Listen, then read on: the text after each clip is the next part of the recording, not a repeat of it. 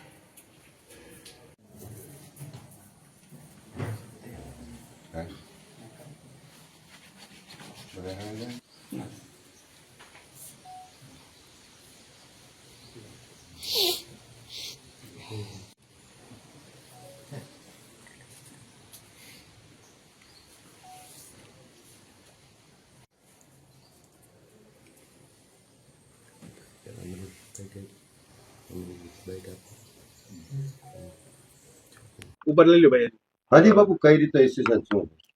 ઇસ્યુમાં તો ઊભો કરવામાં આવેલી એક પેટર્ન છે અને ચોક્કસ માણસો એની પાછળ છે. જે પૂર્વાશ્રમના ભાઈ નીતિનભાઈ નાગજીભાઈ ચાવડા જે એનું મંતવ્ય રજૂ કરે છે, જે આક્ષેપો મૂકે છે, અમારી સંસ્થા 250 વર્ષની છે અને જે પૂર્વાશ્રમના સંબંધોને લઈને આજે એ પ્રલોભનથી કે કાંઈ એનું પોતાનું વર્ચસ્વ ઊભું કરવા માટે અથવા તો કોઈના વિચારોમાં આવી અથવા તો એને કાંઈક પીડા હશે કાંઈક પણ પ્રકારની, એ સમય આવતા હજી એનો જવાબ દેશો. અમે મીડિયાથી નજીક છે, આપના શ્રદ્ધા સાથે છીએ, આપના વ્યવહાર સાથે છીએ, આપની સોશિયલ એક્ટિવિટી સાથે છીએ અને અમે તો સનાતન ધર્મના ખુલ્લા મેદાનમાં સેવા કરીએ છીએ.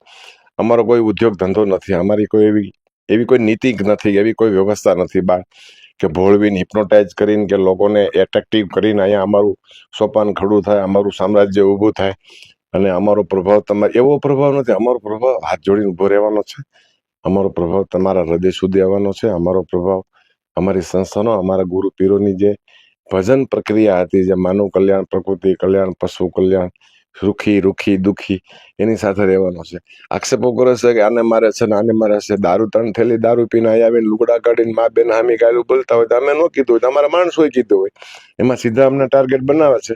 વાત મુદ્દાની એ છે કે આમાં એક સારી તપાસ સમિતિની અને તથ્યતા શું છે, સત્યતા શું છે, આપ સત્ય સાથે છો, અમે સત્યની જ્યોતમાં છીએ અને જ્યાં જ્યાં સમયે જ્યાં અનુકૂળતા હશે ત્યાં અમે આપણે સહયોગ આપશું.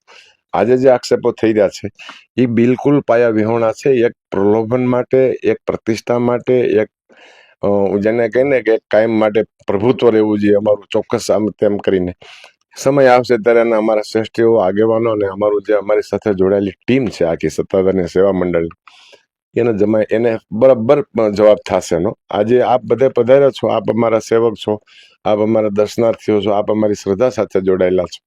આપની સામે અમે સમકક્ષી. આનો ઉકેલ કાંઈ આવશે, કાંઈ પણ એક કમિટી સરકાર દ્વારા, સરકાર થ્રુ અથવા તો આપના માધ્યમથી જે સારો પ્રભાવ આવશે એમાં આપની સાથે અમે વખતો વખત હાજર રહીશું. જય આપા.